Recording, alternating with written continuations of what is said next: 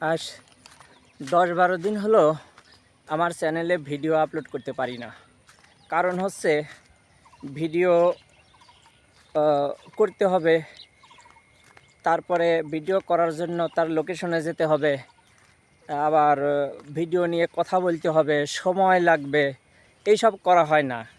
কারণ দেখা যায় যে আমি ঘরে বসে অনেক সময় লিখছি, সে সময় আমার মাথায় লেখার একটা চিন্তা এসেছে, এই সময় আমার ভিডিও করতে হবে, ভিডিও করার জন্য ঘর থেকে বেরিয়ে পড়তে হবে। তো আমি যদি ঘর থেকে বেরিয়ে যাই, আমার মাথায় ওই সাহিত্য চিন্তাটা আর মাথায় থাকে না। দেখা যায় আমি এক সময় লিখছি, আমার মনে সুন্দর একটা ভাব এসেছে, ওই সব ছেড়ে ছুড়ে যদি আমি কন্টেন্ট ক্রিয়েশনের জন্য ঘর থেকে লোকেশনের উদ্দেশ্যে বিভিন্ন জায়গা বেরিয়ে পড়ি আর এসব নিয়ে কথা বলি, তখন সাহিত্য চিন্তা আর মাথায় থাকে না, লেখার ভাব নষ্ট হয়, লেখার ধারাবাহিকতা নষ্ট হয়, চিন্তার একাগ্রতা নষ্ট হয়, অনেক ক্ষতিগ্রস্ত হয়ে পড়ি, মানে লেখালেখির ক্ষেত্রে ক্ষতি হয়ে যায়।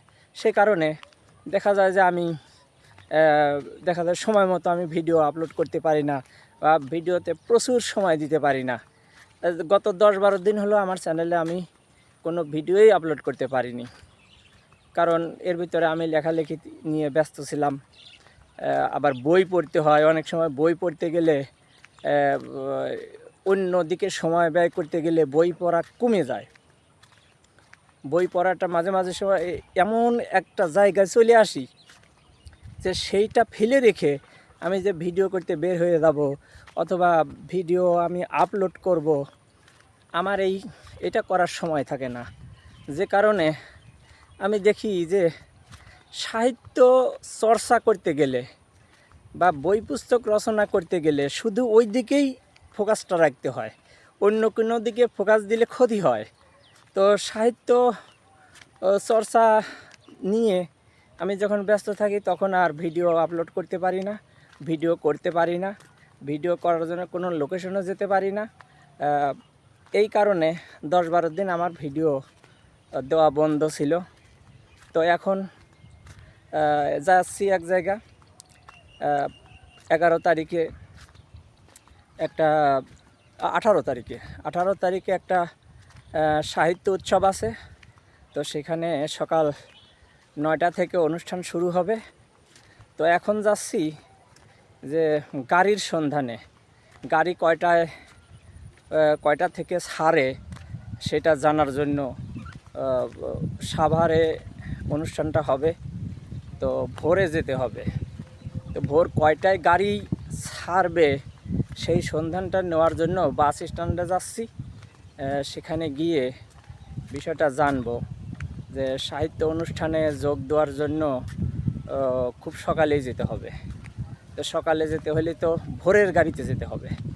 সেই গাড়ির সন্ধানটা নেওয়ার জন্য এখন বের হলাম। এখনও আমার বের হতে ইচ্ছে করছিল না, কারণ আমি ঘরে বসে এখন কয়েকটা ছড়া বা কবিতা লিখতে চাচ্ছিলাম। লেখার জন্য মনে সুন্দর একটা ভাব এসেছিল, লেখার মন মানসিকতা ছিল, ভাব ছিল মনে, কিন্তু ঘর থেকে বেরিয়ে পড়তে হলো। তো বেরিয়ে পড়ে আমার সেই লেখার ভাবটা কেটে গেছে। লেখালেখি তো সহজ জিনিস না, এটা লেখার ভাবটা নষ্ট হয়ে গেলে আর লেখালেখিটা হয়ে ওঠে না। গাড়িতে যাওয়া যেত, গাড়িতে গেলে তার ভিডিও করা যেত না। যে কারণে একটা করলে আর একটা হয় না। 2 নৌকা পাড়া দিলে একুল ওকুল 2 কুলি হারাইতে হয়। যে কোনো এক কোলে থাকলে ভালো হয়। তো আমার এখন একটা 2 নৌকায় পা রাখার মতো অবস্থা হয়ে গেছে। আমি কন্টেন্ট ক্রিয়েশনে সময় দেব নাকি সাহিত্যে সময় দেব? আমি সাহিত্য চর্চা করি সেই ছেলেবেলা থেকে, এটা করে আসি। এখন আমার রক্তে মাংসে সব জায়গায় এখন সাহিত্য, তো আমি সেটা তো আর ছাড়তে পারি না। আর কন্টেন্ট ক্রিয়েশন এটাও আমার একটা ভালো লাগার জিনিস। কত সুন্দর দৃশ্য আমি নিজে দেখি, আপনাদের দেখাই, নিজেরও ভালো লাগে, আপনারা দেখলে আপনাদেরও ভালো লাগবে, এটা একটা শখের জিনিস, সেটাও ছাড়া যায় না। তারপরে যতটুকু পারি করছি, এর ধারাবাহিকতা বজায় রাখতে পারি না, ভিডিও এডিটিংয়ের সময় দিতে পারি না। এগুলো একটা সমস্যাই আর কি। ভিডিও এডিটিং না করলে ভিডিওগুলো আকর্ষণীয়ভাবে দর্শকদের সামনে তুলে ধরা যায় না। এডিটিং না করলে ভিডিও অনেক সময় গ্রহণযোগ্যতা কমে যায়। তো আজ 10-12 দিন আমি ভিডিও এডিটিং করি না বা ভিডিও করি না, আপলোড করা হয় না। তো আজকে বের হয়েছি, তাও নিতান্ত বাধ্য হয়ে ঘর থেকে বের হতে হলো। তো আপনারা বিষয়টা জানলেন। যাই হোক, আমি যতটুকুই পারি ভিডিও করে আপনাদের সামনে যতটুকু পারি আমি উপস্থাপন করব। একেবারে না পারলে তো আর কিছু করার নেই। চিন্তাভাবনার কাজটা ওই চিন্তাভাবনাকে মানে সেট করিয়ে কিছু করা যায় না, ওতে চিন্তার ক্ষতি হয়।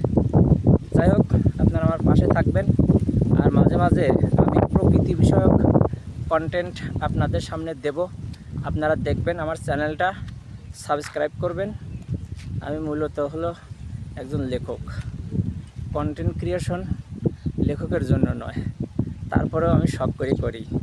আমার অনেক লেখক বন্ধু আছে, তারা কেউ কন্টেন্ট ক্রিয়েশন করে না, করলেও তারা সাহিত্য সংক্রান্ত কন্টেন্ট করে, যেটা আমারও আছে। আল্লাহ হাফেজ। ভিডিওটা কেমন লাগলে কমেন্টে জানাবেন, আর চ্যানেলটা সাবস্ক্রাইব করবেন।